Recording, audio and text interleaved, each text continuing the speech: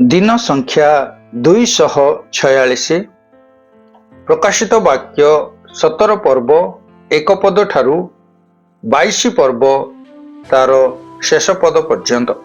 प्रकाशित वाक्य 17 पर्व तत्परे सप्त पात्रधारी सप्तदूतों मध्यरु जणे आसी मते कहिले, एठाकू आस, जो महावेश्या बहु जलराशि निकटरे उपविष्ट, जहा सहित पृथ्वीर राजा माने व्यभिचार करियछंती और पृथ्वी निवासी माने जहार व्यभिचार रूप मदिरा रे मत होइयछंती, ताहार दंड तुम्भकु देखाइबी। सेतिरे से मते आत्मारे प्रांतर मध्यकु घेनी जाते, मु जने स्त्री लोककु गोटिए लोहित वर्ण पशु उपरे बसिथिबार देखिली। सेही पशुर सर्वांग ईश्वर निंदा सूचक नामरे परिपूर्ण, आउ ताहार सप्त मस्तक और 10 श्रृंग। स्त्री लोक बाईगणिया और लोहित वर्ण वस्त्र परिहिता, पुनि सुवर्ण बहुमूल्य मणि और मुक्तारे भूषिता। ताहार हस्तरे गोटे सुवर्ण पात्र, ताहार घृण्य पदार्थ और ताहार व्यभिचार रूप अशुचि कर्मरे परिपूर्ण। ताहार कपाଳରେ एही निगूढ़ भावयुक्त नाम लिखित थिला, महानगरी बाबेल, बेश्या मानकर और पृथ्वीर समस्त घृण्य विषयर जननी। मु सही स्त्री लोककु साधु मानक और जीशुंक साक्षी मानक रक्तपान रे मत होइथिबार देखिली। ताहाकु देखि मु अत्यंत आश्चर्यान्वित हेली। सेतिरे दूत मते कहिले, काहेकि आश्चर्यान्वित हेल? मु तुम्भकु सही स्त्री लोकर और ताहार वाहन सप्त मस्तक ओ 10 श्रृंग विशिष्ट जो पशु ताहार निगूढ़ तत्व बुझाई देवी। से जो पशु को तुम्हें देखिल, ताहा थिला एबे नाही, पुणी ताहा पाताल कुंडरू उठी विनाश पाइब।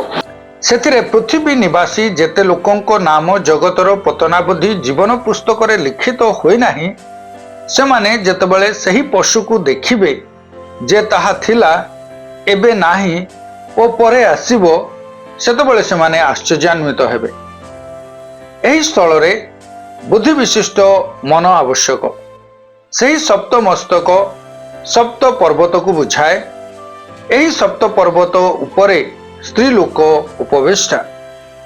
सही सप्त मस्तक मध्य सप्त राजा को बुझाए।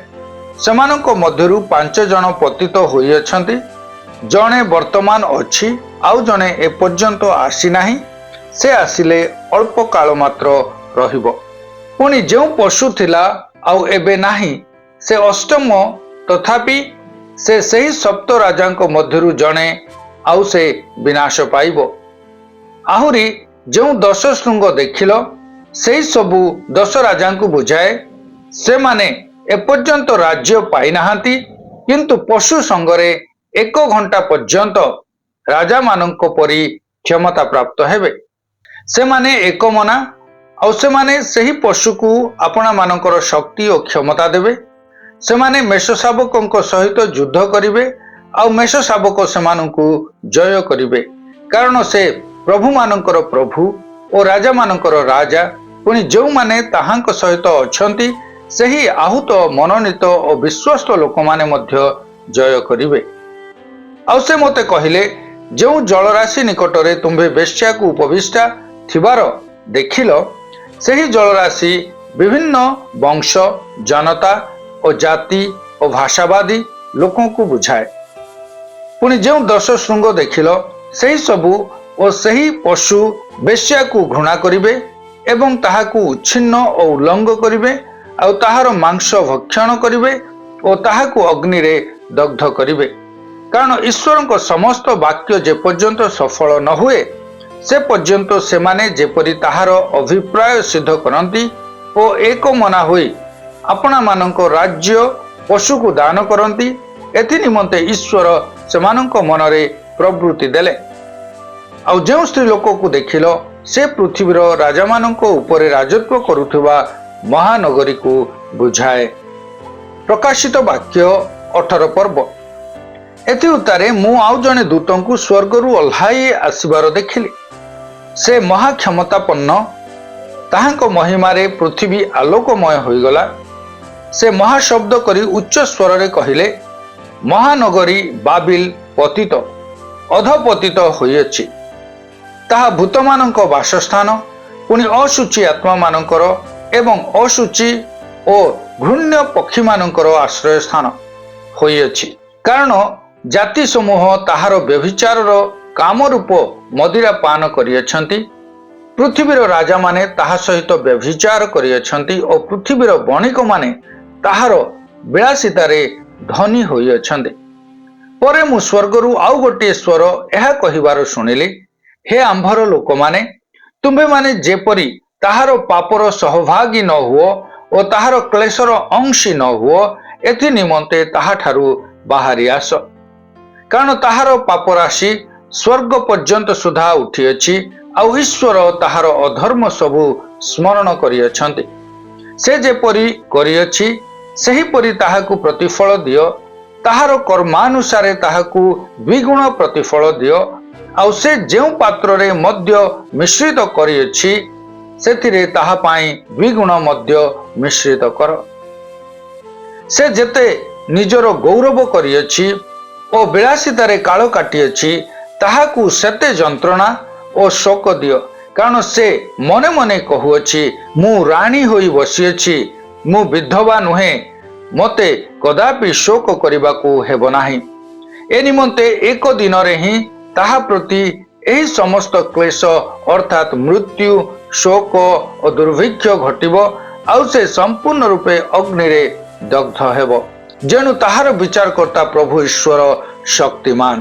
पृथ्वीर जे समस्त राजा ताहा संगरे व्यभिचार करी विलासितारे काल काटिअछन्ति, सेमाने ताहार दाहर धूम देखि ताहा निमंते क्रंदन और विलाप करिवे। सेमाने ताहार जंत्रणार भय हेतु दूर रे ठिया होई कहिवे, हाय हाय महानगरी, पराक्रमी नगरी बाबिल, तू संतापर पात्री। कारण एक घड़ी मध्य तोहर दंड उपस्थित हैला। आ पृथ्वीर बणिक माने ताहा निमंते क्रंदन और शोक करिवे। कारण केही सेमानक वाणिज्य द्रव्य आउ क्रय करिबो नाही, यथा सुवर्ण, रौप्य, मणि, मुक्ता, सूक्ष्म वस्त्र, कृष्ण लोहित वस्त्र, पट्ट वस्त्र, सिंदूर वर्ण वस्त्र, समस्त प्रकार चंदन काष्ठ, हस्तिदंतर सर्व प्रकार वस्तु, अति बहुमूल्य काष्ठ, पित्तल, लौह और मर्मर प्रस्तर निर्मित समस्त प्रकार वस्तु, दारुचिनी, सुगंधी द्रव्य, धूप, सुगंधी, लोप्य द्रव्य, कुंदुरु, मद्य, तैल, मैदा, गहम, गोरु, मेष, अश्व, रथ, कृतदास और मनुष्य मानक प्राण। तोहर प्राणर अविलषित फल सबु तोह ठारू दूर होइछि। पुनि समस्त सुस्वादु और मनोहर विषय तोह ठारू अंतर करा जाई विनष्ट होइछि। आउ केबे हे से समस्तर उद्देश्य मिलिबो नाही। एही समस्त द्रव्यर जो बणिक माने ताहा द्वारा धनी होइथिले, सेमाने ताहार जंत्रणार भय हेतु दूर रे ठिया होई क्रंदन और शोक करी कहिवे, हाय हाय महानगरी संतापर पात्री। ताहा सूक्ष्म वस्त्र और कृष्ण लोहित और सिंदूर वर्ण वस्त्र परिहिता थिला, पुनि सुवर्ण मणि और मुक्तारे भूषिता थिला। कारण एक घड़ी मध्य सही महासंपत्ति ध्वंस होईगला। आ प्रत्येक पताध्यक्ष और जलपथरे गतायतकारी प्रत्येक लोक, पुनि नाविक और समुद्र व्यवसायी समस्ते दूर रे ठिया होई ताहार दाहर धूम देखि चित्कार करी कहिले, एही महानगरी तुल्य आउ केउ नगरी। सेमाने आपण आपण मस्तक रे धूली पकाई क्रंदन और शोक करी चित्कार सह कहिले, हाय हाय महानगरी संतापर पात्री। ताहार समृद्धि द्वारा समस्त समुद्रगामी जहाजर कर्ता माने धनवान होइथिले, एबे एक घड़ी मध्य ताहा ध्वंस होइगला। हे स्वर्ग, हे साधु वृंद, हे प्रेरित वर्ग, हे भाववादी समस्ते, तुम्हें माने ताहार पतन रे आनंद कर। कारण ईश्वर तुम्हें मानक सकाशे ताहा ठारू प्रतिशोध नहीं अछंती। ତତ୍ପରେ ଜଣେ ବଳବାନ ଦୂତ ଗୋଟିଏ ବୃହତ୍ ଚକି ପଥର ପରି ଗୋଟିଏ ପଥର ସମୁଦ୍ରରେ ନିକ୍ଷେପ କରି କହିଲେ, ଏହିପରି ମହାବଳରେ ମହାନଗରୀ ବାବିଲ ନିକ୍ଷିପ୍ତ ହେବ, ଆଉ କେବେ ହେଁ ତାହାର ଉଦ୍ଦେଶ୍ୟ ମିଳିବ ନାହିଁ। ବୀଣାବାଦକ, ଗାୟକ, ବଂଶୀବାଦକ ଓ ତୁରୀବାଦକ ମାନଙ୍କର ଶବ୍ଦ ତୋ ମଧ୍ୟରେ ଆଉ କେବେ ହେଁ ଶୁଣାଯିବ ନାହିଁ। କୌଣସି ପ୍ରକାର ଶିଳ୍ପକର ତୋ ମଧ୍ୟରେ ଆଉ କେବେ ହେଁ ଦେଖାଯିବ ନାହିଁ। ଚକି ପଥରର ଶବ୍ଦ ତୋ ମଧ୍ୟରେ ଆଉ କେବେ ହେଁ ଶୁଣାଯିବ ନାହିଁ। ପ୍ରଦୀପର ଆଲୋକ ତୋ ମଧ୍ୟରେ ଆଉ କେବେ ହେଁ ପ୍ରଜ୍ୱଳିତ ହେବ ନାହିଁ। ପୁଣି ବରକନ୍ୟାଙ୍କ ଶବ୍ଦ ତୋ ମଧ୍ୟରେ ଆଉ କେବେ ହେଁ ଶୁଣାଯିବ ନାହିଁ। କାରଣ ତୋହର ବଣିକମାନେ ପୃଥିବୀରେ ମହାନ ଥିଲେ, ଆଉ ତୋହର ମାୟାରେ ଜାତି ସମୂହ ଭ୍ରାନ୍ତ ହୋଇଥିଲେ। ପୁଣି ଭାବବାଦୀ ମାନଙ୍କର, ସାଧୁମାନଙ୍କର ଓ ପୃଥିବୀରେ ହତ ହୋଇଥିବା ସମସ୍ତଙ୍କର ରକ୍ତ ତାହା ମଧ୍ୟରେ ଦେଖାଯାଇଥିଲା। ପ୍ରକାଶିତ ବାକ୍ୟ 19 ପର୍ବ। ଏଥି ଉତ୍ତାରେ ମୁଁ ସ୍ୱର୍ଗରେ ମହାଜନତାର ଶବ୍ଦ ପରି ଗୋଟିଏ ମହାଶବ୍ଦ ଏହା କହିବାର ଶୁଣିଲି, ହାଲେଲୁୟା! ପରିତ୍ରାଣ, ଗୌରବ ଓ ପରାକ୍ରମ ଆମ୍ଭମାନଙ୍କ ଈଶ୍ୱରଙ୍କର, କାରଣ ତାହାଙ୍କ ବିଚାର ସତ୍ୟ ଓ ନ୍ୟାଯ୍ୟ। ଯେଉଁ ମହାବେଶ୍ୟା ଆପଣା ବ୍ୟଭିଚାର ଦ୍ୱାରା ପୃଥିବୀକୁ ଭ୍ରଷ୍ଟ କରିଥିଲା, ସେ ତାହାକୁ ଦଣ୍ଡ ଦେଇ ଆପଣା ଦାସମାନଙ୍କ ରକ୍ତପାତର ପରିଶୋଧ ତାହାଠାରୁ ନେଇଅଛନ୍ତି। ପୁଣି ସେମାନେ ଦ୍ୱିତୀୟ ଥର କହିଲେ, ହାଲେଲୁୟା! ତାହାର ଦାହର ଧୂମ ଯୁଗେ ଯୁଗେ ଉଠୁଥିବ।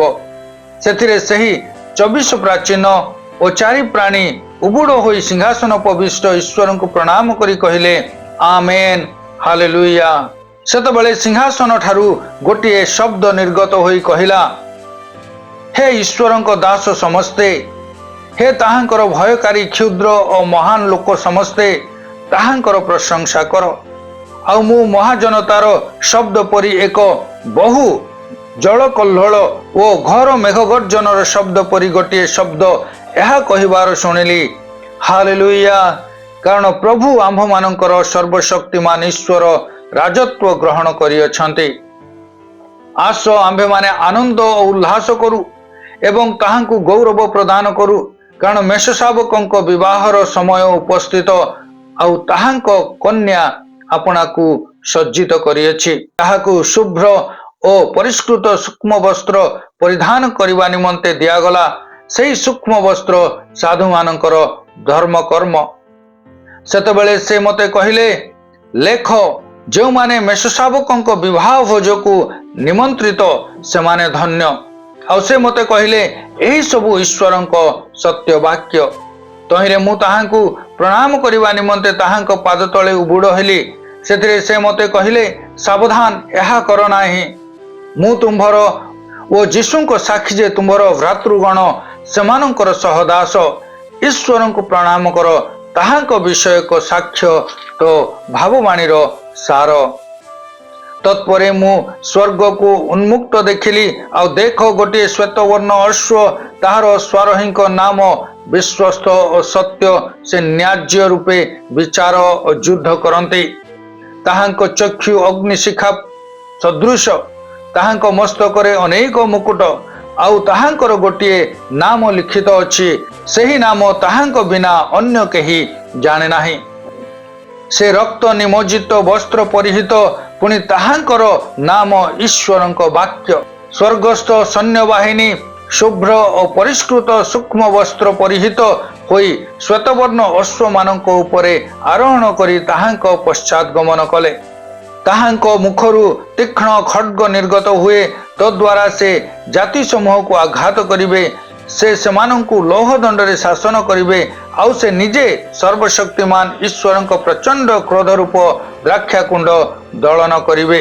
ତାହାଙ୍କ ବସ୍ତ୍ରରେ, ତାହାଙ୍କ ଜଙ୍ଘଦେଶରେ ଏହି ନାମ ଲିଖିତ ଅଛି, ରାଜାମାନଙ୍କର ରାଜା ଓ ପ୍ରଭୁମାନଙ୍କର ପ୍ରଭୁ। ତତ୍ପରେ ମୁଁ ଜଣେ ଦୂତଙ୍କୁ ସୂର୍ଯ୍ୟ ମଧ୍ୟରେ ଦଣ୍ଡାୟମାନ ହୋଇଥିବାର ଦେଖିଲି। ସେ ଆକାଶରେ ଉଡ଼ିବା ସମସ୍ତ ପକ୍ଷୀଙ୍କୁ ଉଚ୍ଚ ସ୍ୱରରେ ଡାକି କହିଲେ, ଆସ, ଈଶ୍ୱରଙ୍କ ମହାଭୋଜରେ ଏକତ୍ର ହୁଅ। ଯେପରି ତୁମ୍ଭେମାନେ ରାଜାମାନଙ୍କର, ସେନାପତିମାନଙ୍କର, ପରାକ୍ରମୀ ମାନଙ୍କର अश्व और अश्वारोही मानकर स्वाधीन और पराधीन क्षुद्र और महान समस्त लोकंकर मांस भक्षण करिब।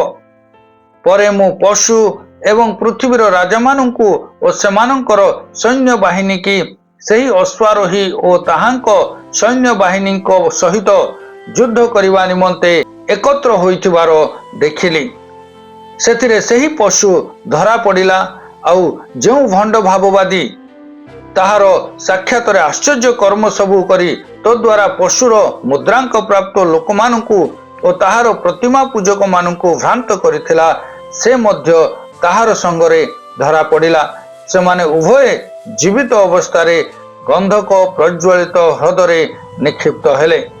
अवशिष्ट लोके सही अश्वारोही मुख निर्गत खड्ग द्वारा हत हेले। सेथिरे समस्त पक्षी सेमानंकर मांस भोजन करी परितृप्त हेले। प्रकाशित वाक्य 20 पर्व।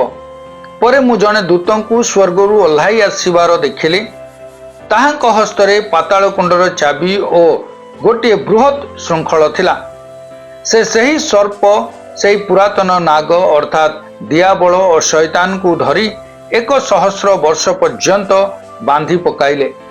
पुणी ताहाकु पाताल कुंडरे निक्षेप करी सेथिर मुख बंद कले और ताहा उपरे मुद्रांक देले, जेपरी सही 100 वर्ष शेष न हेबा पर्यंत से जाति समूह को अभ्रांत करि पारिबो नाही। एहा परे अल्प काल निमंते ताहाकु मुक्त हेबाकु हेबो। परे मु सिंहासन समूह देखिली। सेही सबु उपरे केतेक व्यक्ति उपवेशन कले।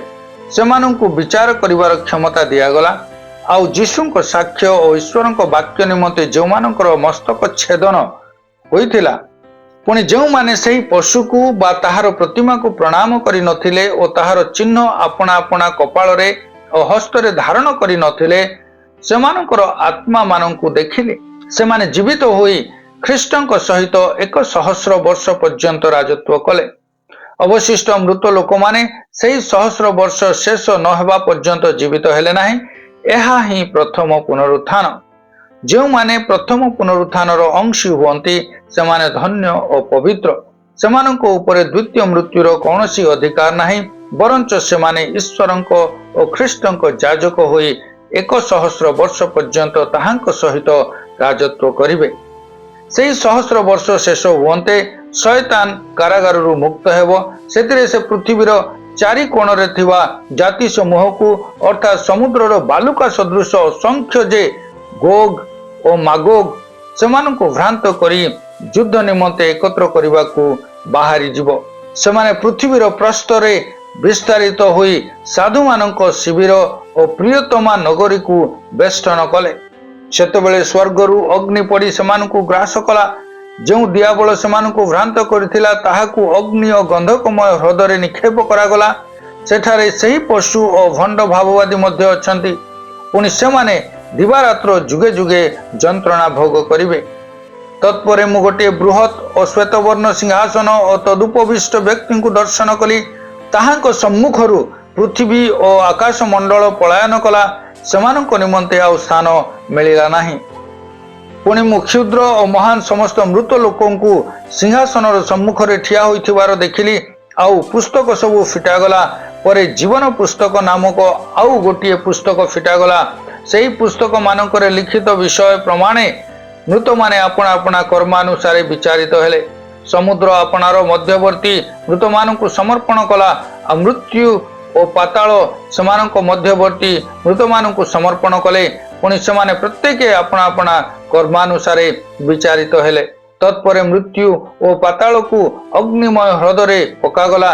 एही मृत्यु अर्थात अग्निमय ह्रद द्वितीय मृत्यु, जहार नाम जीवन पुस्तक रे लेखा होइथिबार देखा न गला, ताहाकु अग्निमय ह्रदरे पकागला। प्रकाशित वाक्य 21 पर्व। परे मु एक नूतन आकाश मंडल और नूतन पृथ्वी देखिली, कारण प्रथम आकाश मंडल और प्रथम पृथ्वी लोप पाइथिला। पुणी समुद्र आ नथिला। पुणी मु पवित्र नगरी अर्थात नूतन जेरुसालेम को बर निमंते सज्जिता कन्यार सदृश प्रस्तुता होई स्वर्गरु ईश्वरंक निकटरू अवतरण करिवार देखिली। आ मु सिंहासन मध्यरु गोटे महाशब्द यह कहिबार शुणिली, देख मनुष्य मानक मध्य ईश्वर वासस्थान अच्छी से सहित बास करेंगे और सेमाने ताहांक लोक हेबे। पुणी ईश्वर स्वयं सेमानक संगरे रहिबे और सेमानक चक्षु समस्त अश्रु जल पोछीदेवे। मृत्यु आउ घटिब नाही, शोक कि क्रंदन कि व्यथा आउ हेब नाही, कारण पूर्व विषय सबु लोप पाइअछि। परे सिंहासन उपविष्ट व्यक्ति कहिले, देख आमे समस्त विषय नूतन करूअछु। आउ से कहिले, लेख, कारण एही समस्त वाक्य विश्वसनीय और सत्य। से मते आहुरी कहिले, समस्त समाप्त होइअछि। आम्भे क ओ क्ष, आदि ओ अंत, जे तृषार्थ ताहाकु आम्भे जीवन रूप निर्झरु बिना मूल्य रे पान करिबाकु देबु। जे जय करे से ही समस्तर अधिकारी हेबो। आम्भे ताहार ईश्वर हेबु, पुनि से आम्भर पुत्र हेबो। किंतु जेउ माने भीरु, अविश्वासी, घृण्य, कलंकित, नरघातक, व्यभिचारी, मायावी और प्रतिमा पूजक सेमाने और समस्त मिथ्यावादी अग्नि और गंधक प्रज्वलित ह्रदरे अंश पाइबे। एहा ही द्वितीय मृत्यु। तत्परे जो सप्तदूत शेष सप्त क्लेशरे परिपूर्ण सप्त पात्र धरिथिले, सेमानक मध्यरु जणे आसी मते कहिले, एठाकु आस, मु तुम्भकु सेही कन्या अर्थात मेषशाबकंक भार्या को देखाइबी। सेथिरे से मते आत्मारे गोटे बृहत और उच्च पर्वत को घेनी जाए पवित्र नगरी जेरुसालेम को देखाइले। ताहा स्वर्गरु ईश्वरंक निकटरु अवतरण करुथिला एवं ईश्वरंक गौरव विशिष्ट थिला। ताहार ज्योति अति बहुमूल्य मणि सदृश स्वच्छ सूर्यकांत परि।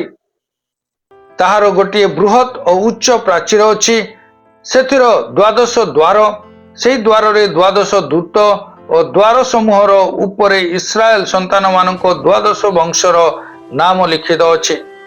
पूर्व रे 3 द्वार, उत्तर रे 3 द्वार, दक्षिण रे 3 द्वार और पश्चिम रे 3 द्वार। सेही नगरीर प्राचीरर 12 भित्तिमूल, सेही सबु उपरे मेषशाबकंक 12 प्रेरितंक 12 नाम लिखित अछि। जे मो सहित कथा कहूथिले ताहांक हस्तरे नगरी, ताहार द्वार समूह और प्राचीर माप करिबा निमंते गोटे सुवर्ण परिमापक नल थिला। नगरीटी चतुष्कोण, ताहार दैर्घ्य और प्रस्थ समान। से सही नलरे नगरी को मापन्ते 12 सहस्र तीर हेला। सेथिर दैर्घ्य, प्रस्थ और उच्चता समान। परे से सेथिर प्राचीर मापन्ते ताहा मनुष्यर परिमाणानुसारे 144 हाथ हेला। दूत ही एही परिमाणानुसारे मापुथिले। सेही प्राचीर सूर्यकांत मणि निर्मित। पुणी नगरीटी निर्मल काच परि शुद्ध सुवर्ण निर्मित। नगरीर प्राचीरर भित्तिमूल समस्त प्रकार बहुमूल्य मणिरे भूषित। प्रथम भित्तिमूल हीरकर, द्वितीय नीलकांत मणिर, तृतीय वैदुर्य मणिर, चतुर्थ मरकत मणिर, पंचम पुलक मणिर, षष्ठ माणिक्य मणिर, सप्तम पुष्पराग मणिर, अष्टम फिरोज मणिर, नवम गोमेदक मणिर, दशम लसुनीय मणिर, एकादश इंद्रनील मणिर और द्वादश सुगंध मणिर। 12 द्वार 12 मुक्ता, प्रत्येक द्वार गोटे गोटे मुक्तारे निर्मित। आ नगरीर पथ स्वच्छ काच सदृश शुद्ध सुवर्ण निर्मित। मु सही नगरी रे कौनसी मंदिर देखिली नाही, कारण प्रभु सर्वशक्तिमान ईश्वर और मेषशाबक सेथिर मंदिर स्वरूप अटंती। आलोक निमंते सही नगरीर सूर्य कि चंद्रर प्रयोजन नाही, कारण ईश्वर को गौरव ताहाकु आलोकित करे और मेषशाबक सेथिर प्रदीप स्वरूप। सेथिर आलोक रे जाति समूह गमनागमन करिवे। पुणी पृथ्वीर राजा माने अपना अपना ऐश्वर्य ताहा मध्य को आनिबे। सेथिर द्वार समूह दिन बेले कदापि रुद्ध हेब नाही, कारण से स्थान रे रात्रि हेब नाही। लोके जाति समूहर ऐश्वर्य और महिमा ताहा मध्य को आनिबे।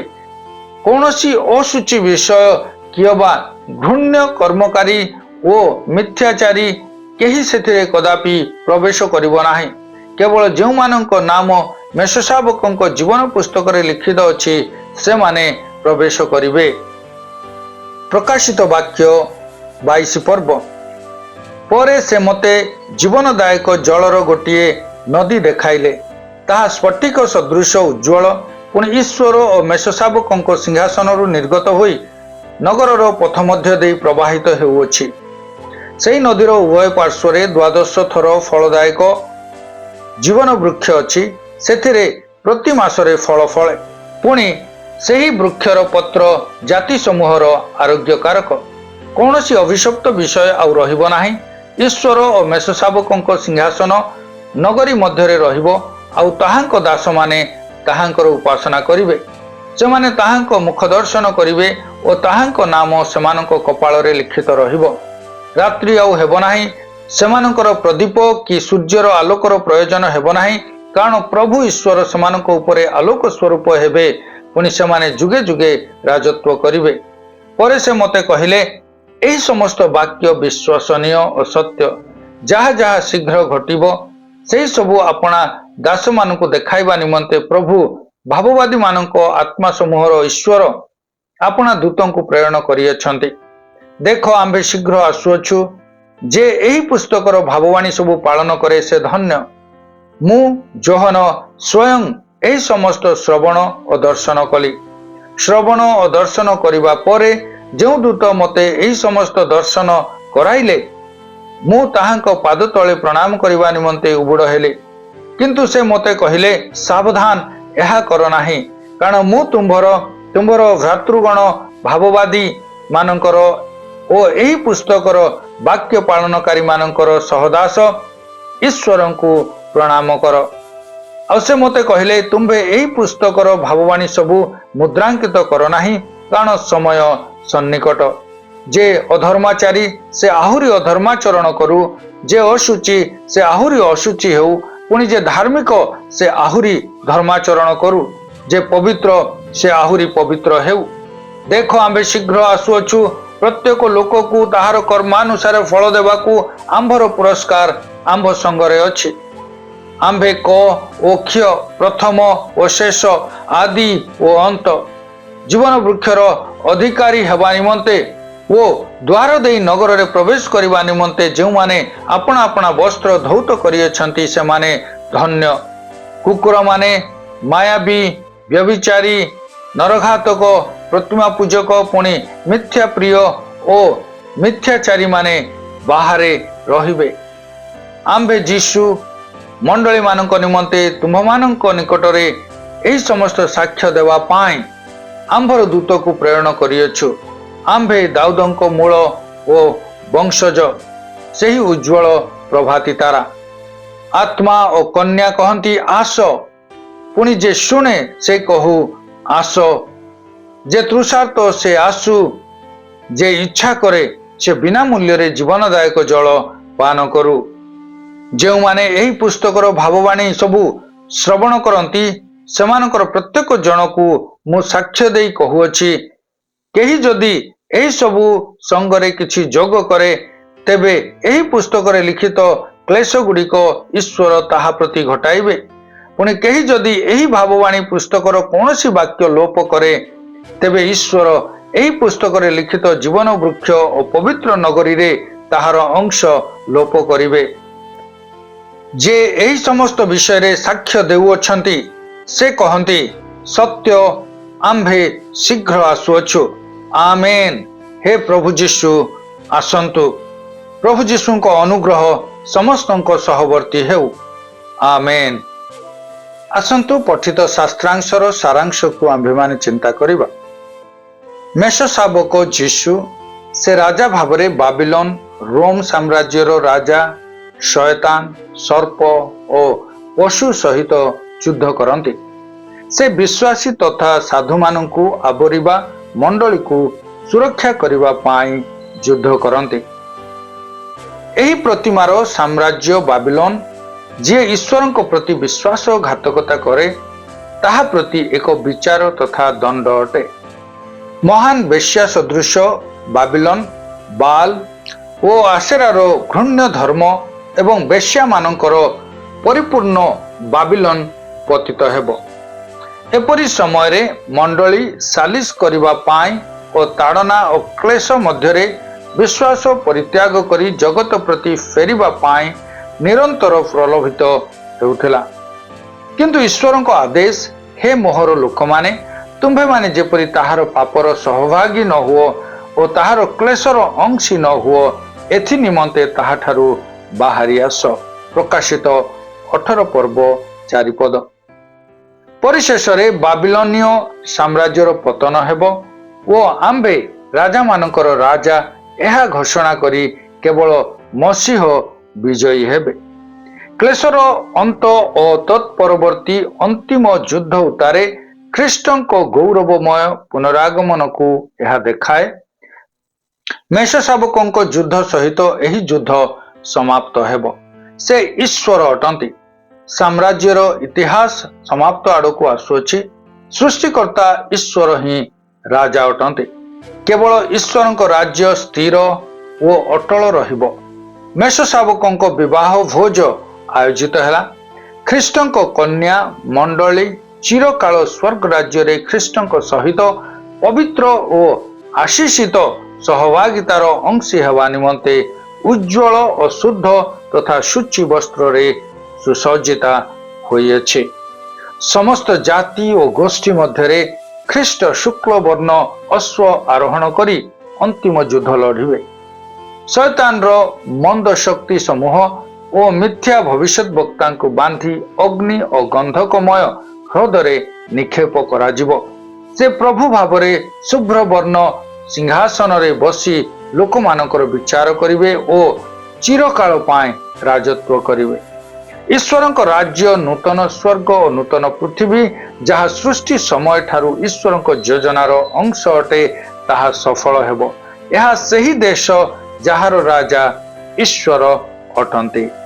ଏହା ଈଶ୍ୱରଙ୍କ ରାଜ୍ୟର ପୁନରୁଦ୍ଧାର, ଯାହା ଏଦନ ଠାରୁ ଉତ୍କୃଷ୍ଟ ଅଟେ, ଯେଉଁଠାରେ କେବଳ ଜୀବନ ବୃକ୍ଷ ରହିଅଛି। ଜାତି ସମୂହର ସାମ୍ରାଜ୍ୟ ପତିତ ହେବ। ବଳୀକୃତ ମେଷ ଶାବକ ଅନନ୍ତ କାଳ ନିମନ୍ତେ ରାଜତ୍ୱ କରିବେ। ସତ୍ୟ, ଆମ୍ଭେ ଶୀଘ୍ର ଆସୁଅଛୁ। ଆମେନ୍। ହେ ପ୍ରଭୁ ଯୀଶୁ, ଆସନ୍ତୁ। ମାରାନାଥା। ଆଜିର ପଠନରେ ପ୍ରଭୁ ଆମ ପ୍ରତ୍ୟେକଙ୍କୁ ଆଶୀର୍ବାଦ କରନ୍ତୁ।